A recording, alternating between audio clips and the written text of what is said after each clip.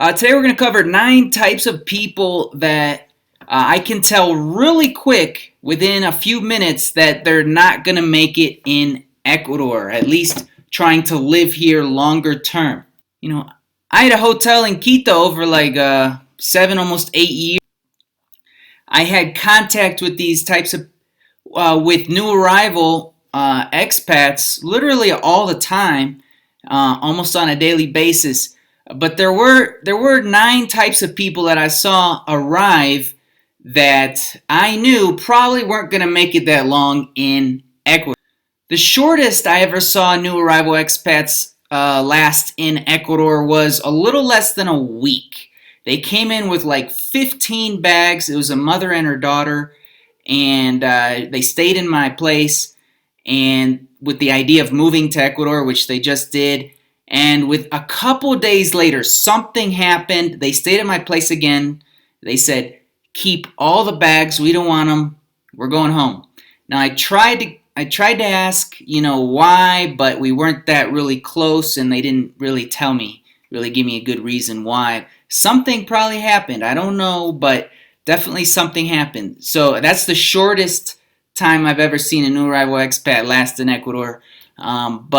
But here's 9 types of people that maybe should reconsider moving to a place like Ecuador, or at least come and visit for a while first. Take a look. The first type of person that I would say probably should reconsider moving to a place like Ecuador are handicapped people. Like if you are in a wheelchair or with a walker and that's the only way you can get around, then I would reconsider moving to a place like Ecuador, because like I just met one recently who asked me, where's the flat parts of Quito? Well, there are no flat parts in Quito, right? And there's so many uneven sidewalks and open potholes.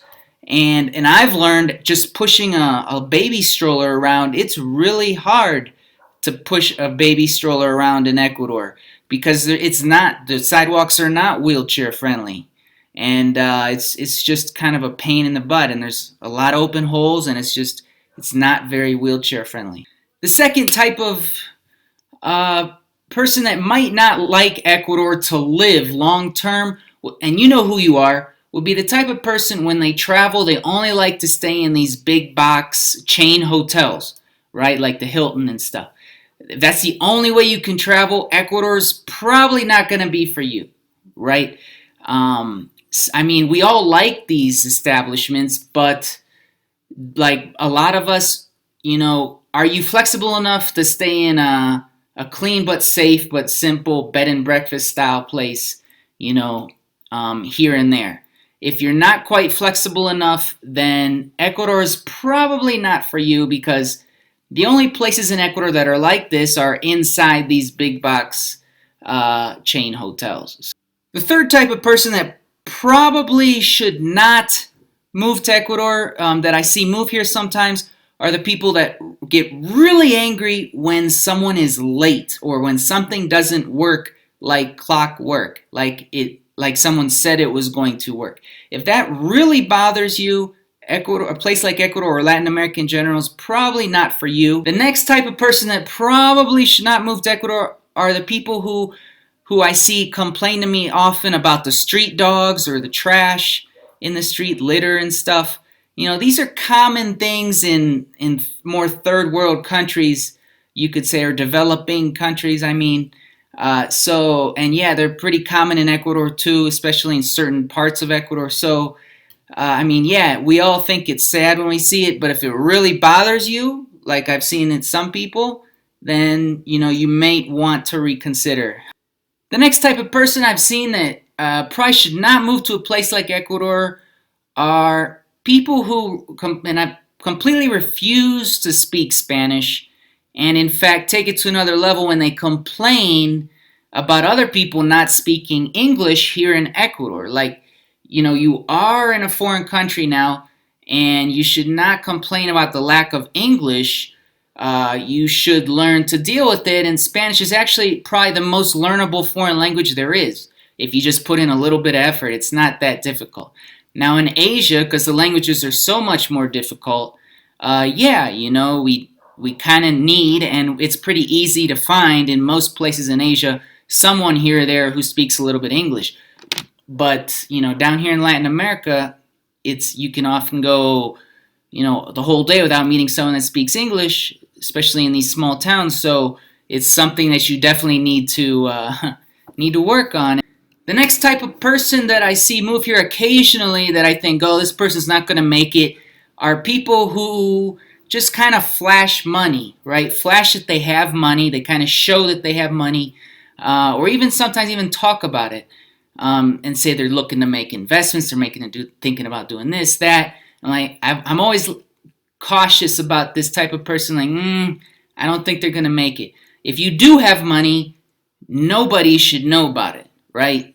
Just dress very simply, never mention it, because then in these type of places, you kind of make yourself a target if you do have money. So if you're a picky eater, you have a weak stomach, or maybe you're a super duper vegetarian, vegan, and just very strict about it, living in a place like Ecuador might not be for you. It's not exactly made, for vegans or vegetarians or super picky eaters, just yet, unfortunately. Now, if you're okay with always cooking in your house, then fine.